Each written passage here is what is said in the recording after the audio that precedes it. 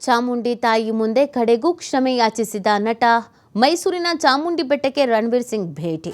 Kantara cinema ಬಗ್ಗೆ ಅಣಕಿಸಿದ್ದ ವಿವಾದ. Court ಸೂಚನೆ ಮೇರೆಗೆ ಕ್ಷಮೆ ಯಾಚಿಸಿದ ರಣವೀರ್. ಚಾಮುಂಡಿ ತಾಯಿ ದರ್ಶನ ಪಡೆದು ವಿಶೇಷ ಪೂಜೆ. ಗರ್ಭಗುಡಿ ಆವರಣದಲ್ಲಿ ಕುಳಿತು ಪ್ರಾರ್ಥನೆ. ಮೂಲ ವಿಗ್ರಹ ಉತ್ಸವ ಮೂರ್ತಿ ಬಳಿ ಪ್ರಾರ್ಥನೆ. ಸಾಮಾನ್ಯನಂತೆ ಕ್ಯೂನಲ್ಲಿ ಬಂದು ದರ್ಶನ ಮಾಡಿರೋದು ನಟ. ಸಿಕ್ಕಾಪಟ್ಟೆ ಕಾಂಟ್ರವರ್ಸಿ ಆಗಿತ್ತು ಈ ಪ್ರಕರಣ.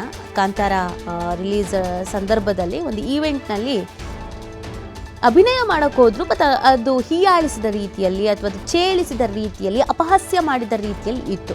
ಇದಕ್ಕೆ ಸಿಕ್ಕಾಪಟ್ಟೆ ವಿರೋಧ ವ್ಯಕ್ತ ಆಗಿತ್ತು. ಕೊನೆಗೆ ಕೋರ್ಟ್ ಮೆಟ್ಟಿಲು ಕೂಡ ಏರಲಾಯಿತು. ಅಂದರೆ ಭಕ್ತರ ಭಾವನೆಗೆ ಧಕ್ಕೆ ಆಗಿದೆ ಅಂತ ಕ್ಷಮೆ ಕೇಳಿದರು. ಬಟ್ ಇದೀಗ ಮತ್ತೊಂದಷ್ಟು ಸಮಸ್ಯೆಗಳನ್ನು ಎದುರಿಸ್ತಾ ಇದ್ದಾರೆ. ಬ್ಯಾನ್ ಆಗಿಬಿಡ್ತಾರಂತೆ, ಬ್ಯಾನ್ ಆಗಿದ್ದಾರಂತೆ.